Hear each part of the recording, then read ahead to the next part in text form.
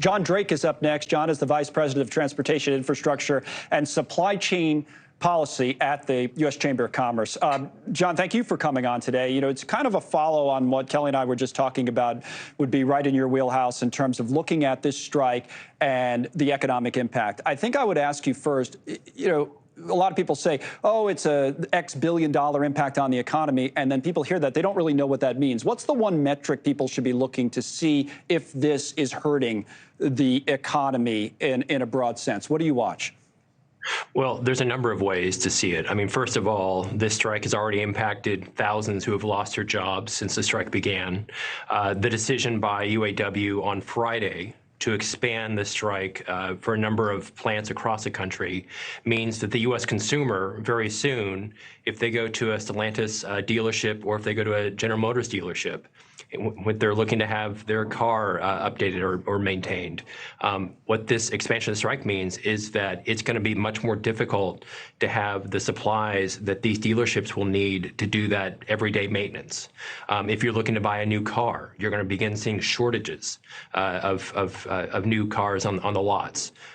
So I think a lot of Americans are already seeing these impacts up close. You know, the Wall Street Journal had a piece I thought it was interesting. I was reading through it earlier because it kind of broke it down and said, hey, here's the 5 things to watch in the strike, and we'll put some of them up on the screen if we can. And one of the things that they mentioned was Ford and how Ford is different than the rest of the automakers. What if they get a deal first? Then they talked about these other things you see, whether it be a wild card car maker, some of the parts suppliers, which gets into the supply chains, clues on the UAW rhetoric, and new cars on the dealership lots, which I might get to at the end. But take Ford first as an example. Yeah. It's kind of interesting because it doesn't seem like the big 3 are created equally. I mean, Ford seems to have a much better relationship with the union. So what if they settle first? Does that what does that mean for the overall case that the other 2 would have? Well, I think historically what that means, so historically what UAW has done is they've taken the negotiation with one automaker, and when they've gotten that deal, what they have done is they've taken that deal and they've used it as a template for the other 2. Right. So I wouldn't be surprised if we see something very similar happen with, you know, if UAW strikes a deal with Ford, UAW will then turn around to Stellantis and GM and say, we want all this. Mm-hmm. Yeah, good enough for them.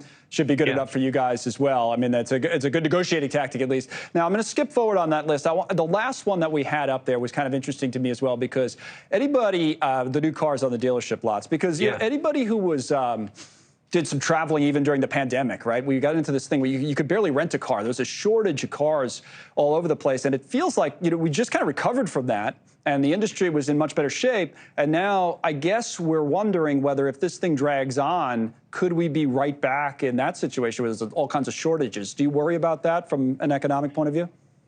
Yeah, you know, I would actually say that while it feels for many Americans that they have seen a return to normal, quote unquote, at the lots, I would say that a lot of suppliers are still dealing with the ramifications of what they saw back in 2019, 2020.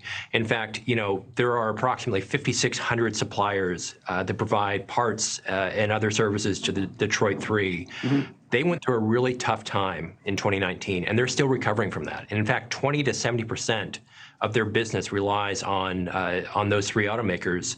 And with this prolonged strike, you know, it's going to hurt them worse than it would have just a few years ago.